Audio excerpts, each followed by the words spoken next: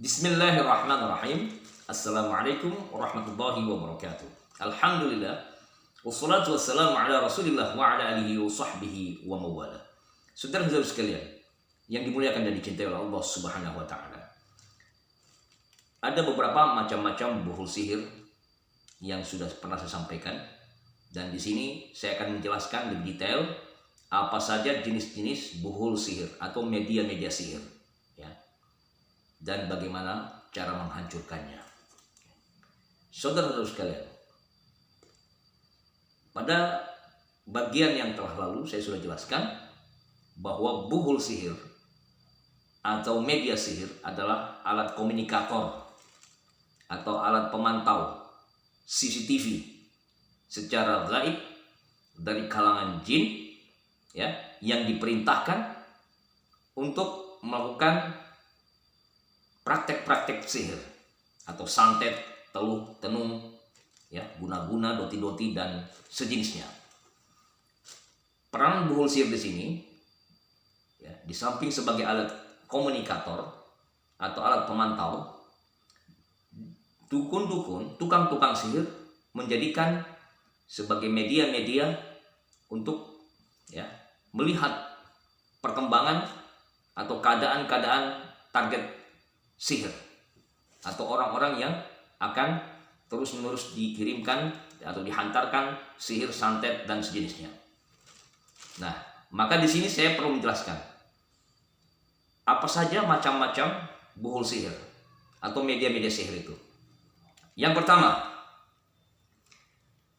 buhul sihir yang berbentuk benda tajam, ya, diantaranya paku, silet, kaca, jenis besi-besian yang ditajamkan atau yang diruncingkan, ya, kawat dan sejenisnya.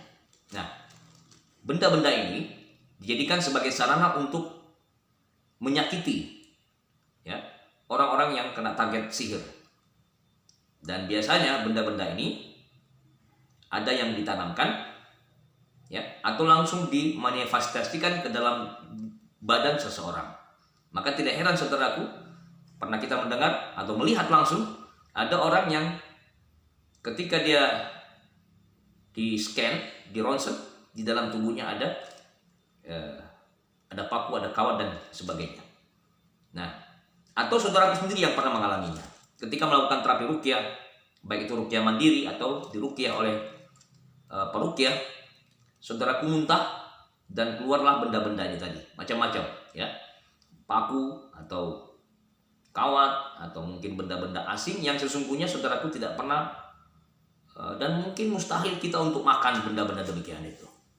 Nah, ini media sihir ini berbentuk demikian, benda-benda tajam. Yang kedua, buhul sihir atau media sihir ini bisa berupa apa yang kita gunakan, ya, seperti pakaian atau, ya, celana, pakaian dalam atau celana dalam yang bekas pakai atau pernah kita pakai, ya. Dan biasanya orang-orang yang kena target sihir, pakaian yang dipakai inilah yang biasanya diambil. Nah, dan biasanya yang mengambil ini tidak terang-terangan, mereka bersembunyi, entah itu mengambil lewat jemuran atau mengambil secara diam-diam di tempat pakaian-pakaian orang-orang yang akan kena target sihir. Macam-macam bentuk sihirnya. Bisa dia bermaksud untuk menjadikan pakaian ini sebagai alat media pelet atau sihir mahabbah agar orang-orang yang ditarget ini tergila-gila kepada dirinya. Atau bisa juga melalui media pakaian ini mereka menjadikan, ya, adanya aroma bekas aroma badan yang melekat ini dijadikan sebagai wasilah atau sarana bagi jin untuk mengganggunya atau merusak orang-orang yang kena target sihir. Nah, ini yang benda yang kedua. Yang ketiga, apa yang melekat dalam diri kita atau melekat pada tubuh kita, diantaranya, ya, berupa rambut, kuku, atau bagian-bagian yang lainnya yang dijadikan sebagai media. Nah, sebagaimana Rasulullah SAW pun pernah di mana bekas sisiran rambutnya ini dijadikan media sihir bagi seorang Yahudi ya, Labid, dan beliau ketika itu terkena sihir dan sebagai asbab turunnya surah Al-Falaq ini. Beliau dikabarkan oleh Jibril alaihissalam bahwa sesungguhnya rambutnya beliau itu dijadikan sebagai media yang dimasukkan ke dalam sumur, sehingga ketika buhu sihir berupa rambut ini diambil, diuraikan dan dibuang, hilanglah was-was dan linglung beliau. Karena ketika itu beliau linglung ya, dalam keadaan linglung, dalam keadaan gelisah dan lain sebagainya. Ya, efek daripada media sihir yang melekat pada tubuh beliau, yakni rambutnya. Ya, bisa juga kuku atau bagian-bagian yang memang bisa digunakan di tubuh seseorang. Oke. Yang keempat, media sihir yang lain adalah diantaranya bisa berupa boneka, ya, atau tanah, ya, tanah yang dibentuk, ya, boneka yang diikat dengan tali atau ikatan-ikatan tertentu yang kemudian membentuk manusia ya. Nah ini biasanya kalau di istilah sebagian masyarakat kita nih itu teluh. Nah boneka yang dibentuk manusia yang di dalamnya itu berisi tanah, biasanya tanah kuburan, inilah yang dijadikan target ya dengan cara ditusuk ya melalui media. Misalnya yang ditusuk itu bagian kepalanya, maka sakitlah si target ini bagian kepalanya. Yang ditusuk dadanya sakit dadanya, yang ditusuk bagian kakinya sakit kakinya, dan lain sebagainya. Nah ini dipakai sebagai sarana ya, sarana buhul untuk menyakiti. Nah jadi kita harus hati-hati ya. Selanjutnya media foto. Nah saudara-saudara sekalian, sekarang ini sihir lebih derivatif lagi, lebih meluas dan lebih canggih. Dengan wasilah foto ya, ini bisa dijadikan sebagai alat untuk melakukan praktek-praktek keburukan ini ya, praktek-praktek kejahatan. Maka saudara-saudaraku hati-hati ketika memasang foto profil di media sosial, karena bisa jadi foto kita ini dijadikan sebagai sasaran target, sebagai alat media sihir atau buhul untuk melancarkan sihirnya ya, dari dukun atau orang-orang yang menyuruh orang-orang pandai ya, orang-orang pinter, orang-orang yang memang punya kemampuan untuk melakukan praktek-praktek sihir, santet dan sejenisnya.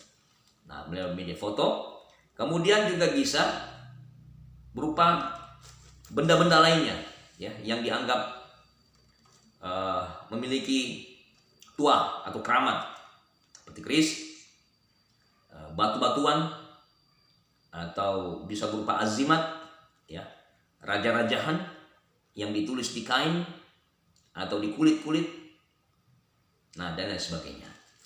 Nah ini juga bisa dijadikan sebagai media sihir, atau juga bisa berupa telur. Nah ini sangat umum ya, media sihir berupa telur yang dimantrai, yang dituliskan raja, huruf-huruf Arab yang tidak jelas ya, ataupun huruf Al-Quran tetapi tidak lengkap atau banyak unsur-unsur kesyirikan di dalamnya, di mana di situ mendatangkan jin-jin atau khadam-khadam jahat untuk melakukan pekerjaan-pekerjaan praktek-praktek sihir dengan media telur. Nah, saudara-saudara sekalian, ada media lain yang sering kita dapatkan atau pernah kita mungkin dengar, yakni diantaranya dengan wasilah hewan-hewan yang menjijikkan atau binatang-binatang yang menjijikkan, seperti kelabang ya, atau lipan, ular, atau tikus, cicak ya, atau juga hewan-hewan yang sebenarnya ini jarang muncul dan tidak muncul di musim-musim hanya muncul di musim-musim tertentu, tapi tiba-tiba muncul ya. Yang biasa terjadi itu lipan, kalajengking, cecak, atau mungkin ular. Nah inilah Kadang-kadang kita mengalami keanehan, tiba-tiba kita buka lemari, ada lipan, kita buka kulkas, ada ular. Ada pernah jamaah ini yang bercerita ya, bahwa ketika dia membuka kulkas ada ular di dalamnya. Saudara sekalian, nah dari sinilah kita kenal bahwa dengan adanya media-media sihir, bukan berarti kita harus takut, cemas, gelisah, tidak. Saya ingin menjelaskan, dengan kita mengenali macam-macam buhul sihir ini, maka kita akan semakin yakin kepada Allah bahwa ada yang gaib, tapi ada yang menguasai yang gaib itu, yang maha gaib, yaitu Allah Subhanahu wa Ta'ala. Jadi saudara-saudara sekalian, kalau ketika melakukan terapi ruqyah mandiri atau tiba-tiba muncul buhul-buhul yang saya sebutkan tadi, entah itu ditanam, entah itu ditancapkan, entah itu dilemparkan, entah itu ditenggelamkan di dalam air, entah itu dikirimkan ya lewat udara, lewat media-media yang lainnya, maka kita jangan kaget, jangan takut, karena sesungguhnya itu adalah ya tipu daya saja. Nah, saya jelaskan kemarin bahwa sihir ini kan ada yang dakhili, ada yang khariji, ada yang zahir, ada yang gaib. Ya, buhul-buhulnya ini.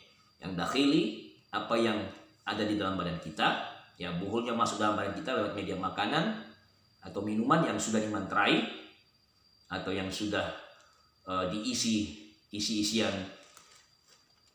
bacaan-bacaan tertentu, atau yang khariji yang ada di luar kita, entah itu di halaman rumah, di dalam rumah, di kamar, di atas atap, atau ditancapkan atau ditenggelamkan dalam air, atau tempat yang kita lalui biasa jalan. Nah ini, maka saudara-saudara sekalian, kita harus tahu ini. Biasanya buhul ini yang ditanam itu ditanam di tempat yang biasa kita lalui, entah itu halaman depan atau tempat-tempat di mana kita biasa di situ berkumpul, atau tempat yang kita lalui di jalan depan rumah atau gang, atau tempat-tempat di mana di situ kita bisa jalan atau bisa mondar-mandir bolak-balik. Bisa berupa air yang disiram, atau juga sesuatu yang disebarkan itu berupa pasir atau tanah, atau bisa juga berupa benda-benda yang lainnya, bisa berupa tanah kuburan. Nah, ada yang menarik ya tentang tanah kuburan ini, biasanya dijadikan media sihir untuk menghancurkan usaha seseorang. Ya. Media tanah kuburan ini untuk menghancurkan. Jadi orang yang punya tempat usaha seperti warung, toko, kedai, biasanya ada perubahan yang drastis ya, tiba-tiba langsung usahanya macet, orang tak nampak, dia lihat punya tempat usaha, warung, toko, kedainya, tiba-tiba orang jadi merasa tidak nyaman berada di tempat usaha orang-orang yang terkena sihir tadi ya. Atau tiba-tiba usahanya ini ada sesuatu yang aneh, entah itu kalau dia makanan tiba-tiba busuk, basi, atau tiba-tiba muncul belatung, atau di tempat usahanya ada hewan-hewan yang menjijikkan, lalat ya, yang datang bergerombol ya, yang bergerombol-gerombolan, atau mungkin juga bisa hewan-hewan yang lainnya. Nah, maksud daripada sihir tanah kuburan ini adalah dalam rangka menghancurkan bisnis atau usaha seseorang. Nah, saudara-saudara sekalian, setelah kita mengenal bagaimana cara kita menghancurkan buhul sihir, apakah harus ketemu buhul sihir? Nah, buhul sihir tanpa ketemu pun, kalau Allah mentakdirkan kesembuhan diri kita atau menghilangkan segala CCTV, ikatan-ikatan komunikasi dari jin ini, akan hancur, akan hilang, akan pergi ke asalnya ya.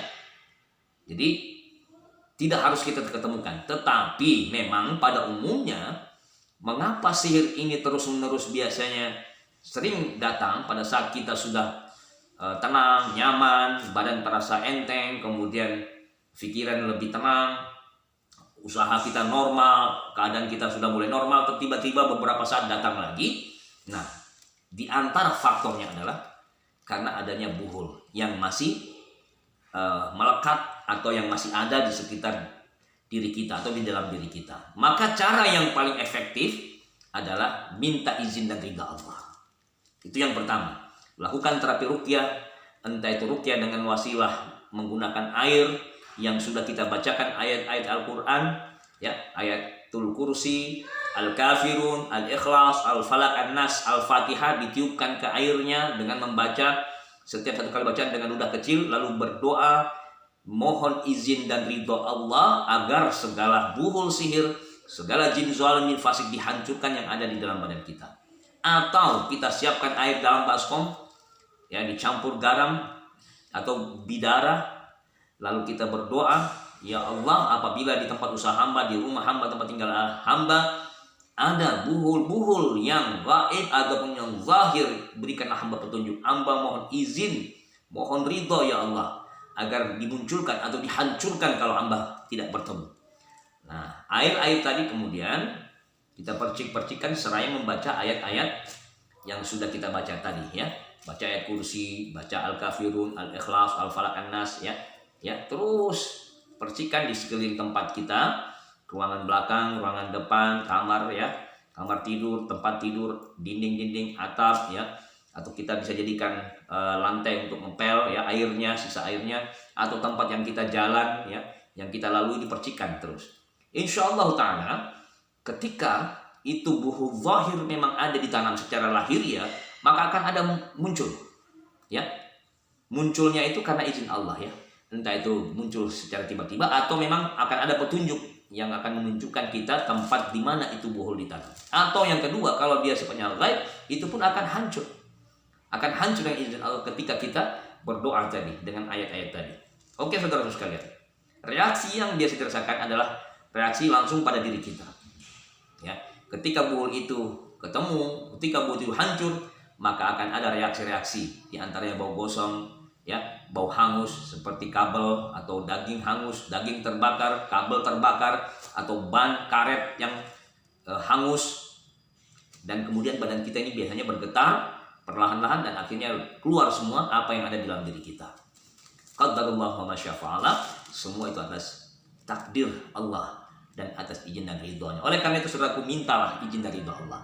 Insya Allah dengan melakukan terapi ruqyah mandiri secara terus-menerus, kita bersabar, kita memohon izin dan ridhonya Allah. Sekali lagi, mohon izin dan ridhonya Allah agar segala buhul bisa dihancurkan atau diketemukan, maka segala praktek-praktek sihir tidak akan memiliki daya apa-apa. Dan jangan lupa saudaraku, setelah buhul itu ketemu, dibakar, ya, dengan api, bacakan ayat kursi Al-Kafirun, Al-Ikhlas, Falaq, An-Nas, ya, sebanyak-banyaknya, lalu buang yang jauh. Dan jangan lupa pula kita selalu melakukan pembentengan diri. Bentengilah dirinya dengan amalan sunnah, amalan yang wajib, ya, amalan yaumiyah seperti sholat waktu yang tinggalkan, amalan-amal sunnah, zikir pagi petang. Kemudian ketika kita beraktivitas jangan lupa untuk selalu membaca bismillah, melibatkan Allah. Mau makan baca bismillah, setelah makan alhamdulillah, ya. Mau masuk kamar mandi, keluar kamar mandi, baca doa minimal bismillah. Keluar rumah, masuk rumah, ya, ucapkan salam. Di atas kendaraan banyak-banyak berzikir, perbanyak istighfar, perbanyak sholawat, dan perbanyak zikir-zikir perlindungan. Kalau tidak bisa hafal doa zikir-zikir, cukuplah subhanallah, alhamdulillah, la ilaha illallah, la haula wala quwata illa billah. Perbanyaklah zikir itu.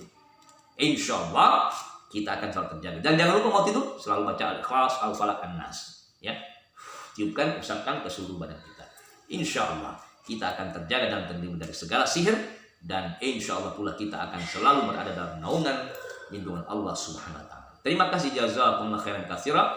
Ya, share video ini bagikan pada saudara-saudara kita yang lainnya di grup WhatsApp, Facebook, dan media sosial lainnya. Assalamualaikum warahmatullahi wabarakatuh.